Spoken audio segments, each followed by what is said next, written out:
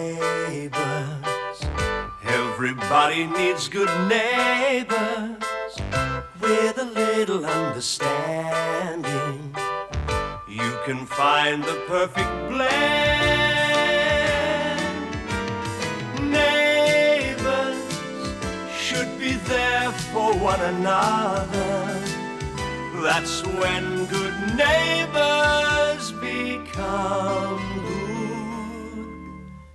friends. What are you doing here? Your girlfriend give you the cold shoulder? Nah, just Madge and Harold. Those two aren't still trying to keep you lovebirds apart, are they? No, man, that's fine, but you could cut the air with a knife over there, you know? They've been having a row about something. Be nothing serious, mate. You know Harold. Madge probably forgot to dust the tomatoes or spin dry the cucumbers or something. Don't worry about them. Have yourself a chip and just fry myself a late night snack. Go for it. Oh, yeah, I'm kind of watching the carbohydrates, you know what I mean? Mate, one single measly little chip isn't going to turn into Jessie the elephant. Go on, get stuck into it. Well, in that case... I'm glad you come over, actually. I'm still stewing over Toby and those phone calls. I told you, don't worry about it. You've read him the riot act. He's not going to run up the bill again. It's not so much the cost anymore. Well, what? Well, I rung a few of them, you know, those 00 numbers, just to check them out. And the joke line's fine, the insult line, but the next one I rang, mate, fair dinkum. What? Well, you wouldn't read about it. It was about your G-spot, you know? What, and you thought G-spots were like grease stains on your overalls? Look, mate, I don't mind admitting I'm a bit wiser for the event, but Toby's too young to know about that sort of stuff, isn't he? Joe, that's right. He's young. He's not going to understand. He'd be bored and hang up. You reckon? Yeah, look, take it from me. It's not a problem. I've got an itemised account, mate. The first time he rang that line, he was on there for 3 minutes. Then he rang back. Twice. Oh, really?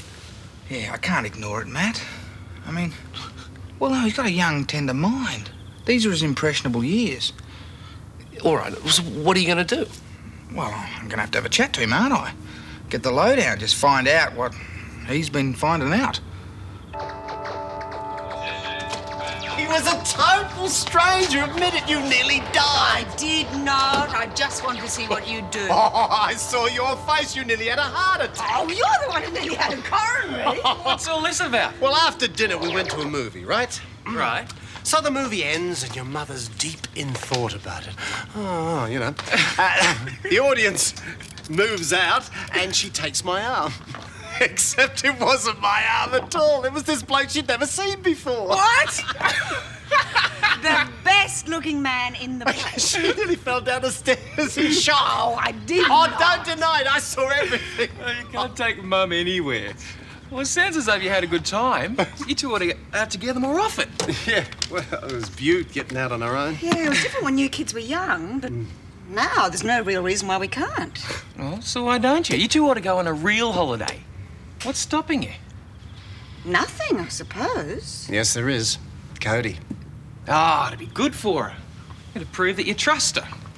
I reckon she'd behave for that reason alone. And I'd be here to make sure she did. We could probably take a holiday from what's left from the sale of the land up the coast after we've paid our debts. We could certainly use a break. The last couple of months been like a madhouse. We could visit the rallies in Wales. I'm going to get onto this tomorrow. Where's that atlas?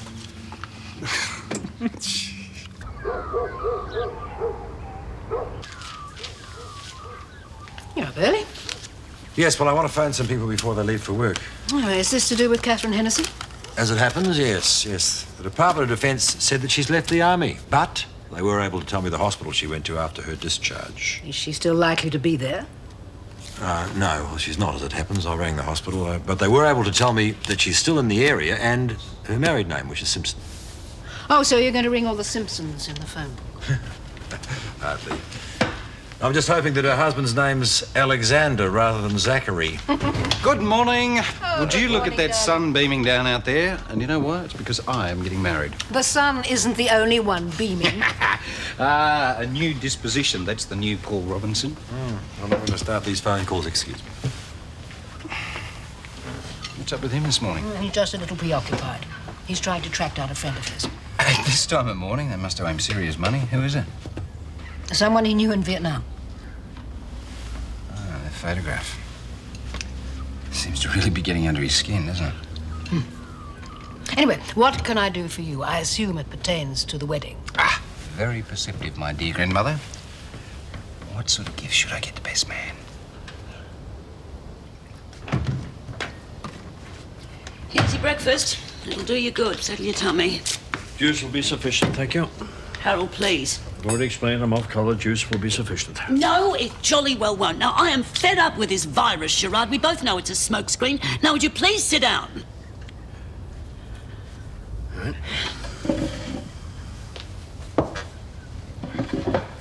Harold, what's wrong? Why this sudden coldness? Why the separate rooms last night? Harold!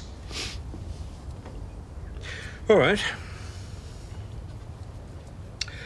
You're aware of certain papers, the papers that Scott left behind when he went to Brisbane. Yeah, well, of course I am. You're What have they got to also do with aware it? that I went through them to see if there was any of any importance. Yeah. Well, there was. There was a bundle of old letters. One written by you to your mother shortly after you'd married Fred. All right, go on. I think the letter will speak for itself.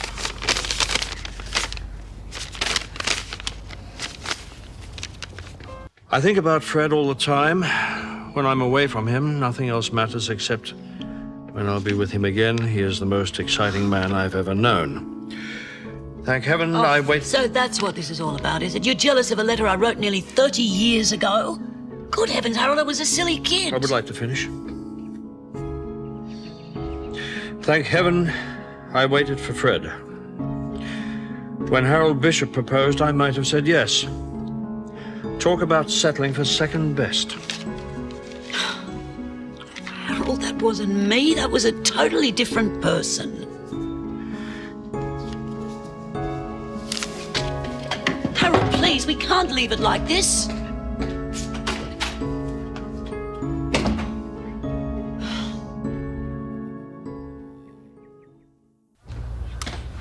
How's it going, Todd? Come to you. What's this toy business? Well, I was going to. Going to's not good enough, mate. If I was just going to mow lawns, we'd be up to our ear holes in grass stalks and paspalum rash. We're only going to the shop to buy some school shoes. Yeah, then I'm going to work to have to pay for them. Bouncer's ready to go, look. Righto, let's have a gander. Beauty. Hey, I rang up that 00 insult line before and I learnt a beauty to have a go at Dotty with. Yeah? Yeah. Look, I know we're not going to be calling in numbers anymore, but just out of curiosity, which ones did you like? Kylie Mole Right. and Freddy Krueger. Freddy Krueger? They don't miss a trick, do they? What else? That's it. I don't think so. What about the puberty line? What do you think of that? It was okay. You, rung it a couple of times, didn't you? Yeah? So what'd you find out? Nothing much. Well, why'd you ring it a couple of times if you found out nothing much? I don't know. Well, aren't you in a bit of a hurry? Come on, bouncer. Rest in the street. Hey, Dorothy, I need a bit of a hand if you've got some spare time. By all means. What are we discussing? Cody's schoolwork for the coming year? Well, maybe next time. Today I'm actually researching holiday destinations. Well, certainly every holiday should have one. Yes, Doug and I have decided that we really need a trip. And as you're vastly experienced and have travelled the globe... Oh, I don't know about that, but I'm happy to offer my 2 cents worth. Now, did you have anywhere special in mind? Well, Europe as a sort of general idea. Europe's marvellous. Tell me for how long, then we can narrow the options down a bit. 6 weeks, I reckon. Just travelling around, you know. I've got relatives in Wales. I mean, I might be Australian, but, well, I've always wanted to visit the valleys and catch up with that side of the family. Oh, beautifully spoken. You do have hidden talents. Oh, my granny used to live with us when I was a kid and I picked it up from her. Do you speak any Welsh? Oh, a bit. Oed ti isio paned o de? Would you like a cup of tea? I'd love one. Oh, now look, I'll happily help you with Europe if you'll teach me a little Welsh. And I'll pop the kettle on. There we are. Thanks, Harold. Now, can I get something for you? Oh, no, thanks, old son. I'll wait for a colleague. Says I nailed it now. Beats me. It's been a bit odd the last couple of days, you know? How are the sandwiches? I thought you were waiting for a colleague. What big time is it? You're measuring up a kitchen full of cupboards. Cupboards? That's small potatoes. This project's been on the back burner for a while. I had a phone call this morning. Oh, that, Haddy. G'day, Paul. Sorry, I got to love you and leave you. Hey, mate, how are you? Good. Okay, let's do it. Well, as I said to you on the phone this morning, my accountant got back to me about the proposal for the guest house. And he said, at that price, it's a definite buy. But he suggested that we move smartly. Oh, that's brilliant. Looks like that disastrous weekend Pam and I had up there's going to pay off. Now, the cost projections look great. In fact, I've even had a marketing concept. Lassiter's Mountain Life. How's it sound? Sounds good to me. See, we can pitch to Lassiter's existing client base. Mind you, I have got other projects moving along at the moment, so we're going to need to save wherever we can. Well, as I said when I first suggested it, I can do the renovations myself. That means we can capitalise my labour for part of my stake in the business. Sounds acceptable to me. There are several other advantages. We can be sure of the standard of work. I can take my time. The renovations will cost practically nothing. There's only one stake. Oh, they had to be, didn't they? Okay, hit me with it. Well, my family have to eat in the meantime, so I have to fit it in with my paying jobs. The weekends and such. It may take longer to finish. Well, what sort of time frame are we talking then? Maybe a year with a job that size. Oh, with the other irons I've got in the fire, that shouldn't be a problem. Besides, with that time lag, that means that we can promote this in the best possible way, build up the business interest. So that's it? That's it. As long as you've got your side of the purchase price. Oh, yeah. Well, we've just sold a block of land recently. I'm going to see the bank manager this afternoon. Well, Doug, looks like we got a deal, mate. Sounds good, mate. Wait till Pam hears about this. She's going to be really knocked out. Hey, Joey. Mate, I've brought you around a six-pack. Obviously, you're far too busy. I'm sorry, mate. It's Toby and these 00 numbers. Well, what about them? He's really tight-lipped about the attraction. But I feel like the Spanish Inquisition trying to get anything out of him. Well, maybe you're taking things a little bit seriously, you know? Mate, I have checked all these numbers to see what they've had to say. Cop this. Tales of terror, couple troubles, contraception information. Really? Hang on. Teen troubles, unwanted hair, prostate trouble. I mean, what sort of idea is this kid getting in his head? Oh, well, the facts are probably accurate. I mean, it's medical information, right? It's medical information, all right. One of these services got me a bit worried. About yourself? About myself. I got straight in the phone, man, appointment with me doctor. What's wrong with you? Never you mind. What's between a bloke and his doctor's confidential. Yeah, right. Oh, Mangel, this is turning into a monster. You're not wrong. No, I'm serious. You know, think about it, the way things develop. Well, come on, share it with us. What's going on?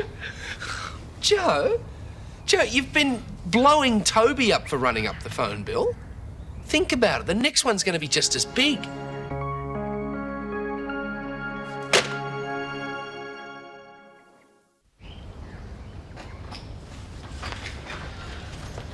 Hello, love. Come and sit down for a minute. It's rather busy at the coffee shop today. I really need to lie down for a Harold, while. please, we can't go tripping the light fantastic around this thing. It's got to be dealt with. Now, I'm sure we can get back on the rails. At least I know now what's upsetting you.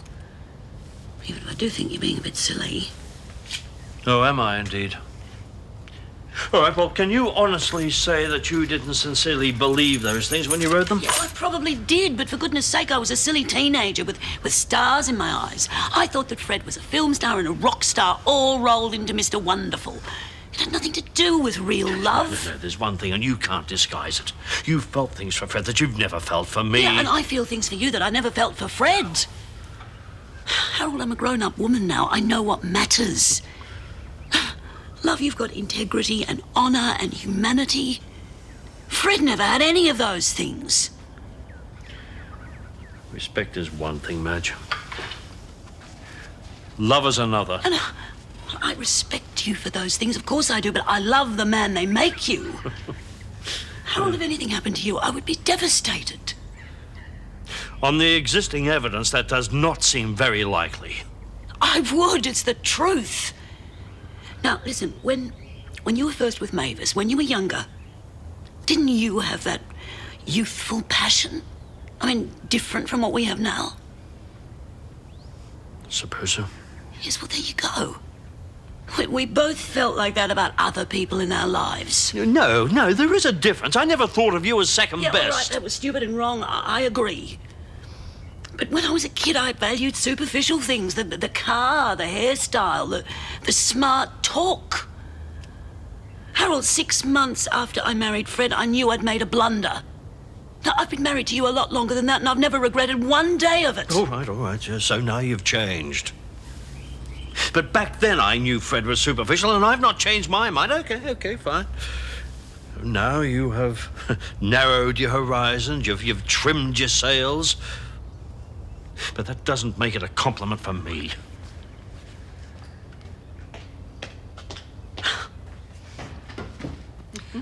Oh, Turkey. Now, there's a fascinating place. Anatolia. Hard rock, Anatolia. I was there 12 years ago and vowed to go back and see a lot more of the place. Sounds as if you're revving up for another trip. Oh, I don't know about that. I do. Fiddlesticks. I'm just reminiscing. Did you know the site of ancient Troy is in northern Turkey? Good afternoon, Dorothy. Helen, I'm going out for a while. I'll probably be late for dinner. All right, is this about the phone calls? Well, they were taking too long, so I went to the electoral roll. I got an address for Catherine Simpson. I'm going there now. I'll see you later. Bye. Is there a problem? No, not really. I know when to keep my mouth diplomatically shut. Jim's trying to unravel Glen Donnelly's history. That should be interesting. He still denies knowing the boy's mother. Don't pry, Dorothy. And then Dorothy somehow got onto northern Turkey. But the thoughts she had on England and Wales were very helpful. So I left her practicing her Welsh and raced off down to the tourist bureau. And I mean, look at the goodies I've got. I read somewhere that one of the nicest things about a holiday is planning it. And I'm wallowing. Honestly, Adam, I'm really looking forward to this. Just me and your father. Oh, look at this. Isn't that beautiful? Do you know what that is? It's a lake. Attention, everyone. Have I got news for you? I've been busy this afternoon. And so have I. Brynhoundar. That's good afternoon in Welsh. Oh, you're going to be proud of me, Mrs. Willis. And you're going to be proud of me. Why? What have you been up to? You go first, and then I'll make my announcement. Well, if you've bought a new dress, that's terrific. Because it's celebration time. I've now got a business partner. A hotshot with a proven track record. I'm going into business with Paul Robinson. I'm sorry? Oh, the guest house deal I mentioned weeks ago. Paul's finally got back to me and it's full steam ahead. We're going to buy the place and develop it together. I've just been to the bank and there's going to be no trouble about putting the finance together. What about our holiday? Well, we'll have a holiday, sweetheart. It'll just take a year or so, that's all. No, Doug, I'm sorry. What? I've been waiting long enough. We agreed. And we need the money from the sale of the land for the trip. This is a one-off business opportunity. I've already committed the funds. Well, you're going to have to uncommit them. I can't. I've shaken hands. I can't walk out on the deal.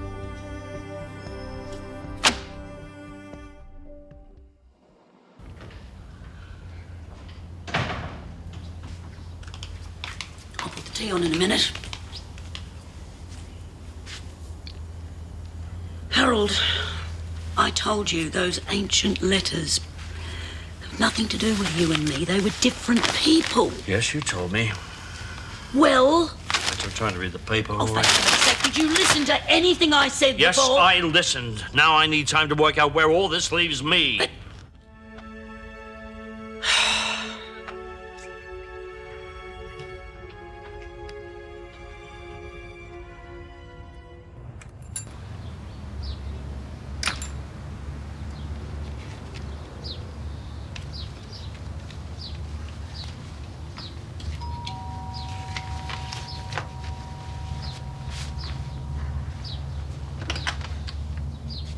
Hello, I'm looking for Catherine Simpson. Does she live here? Yes, I'm Catherine Simpson. Catherine Simpson, who used to be Catherine Hennessy? That's right. Why? Did you serve in Vietnam with a nurse called Maureen Donnelly? Could you tell me who you are and what this is about? Oh, I'm sorry. My name's Jim Robinson.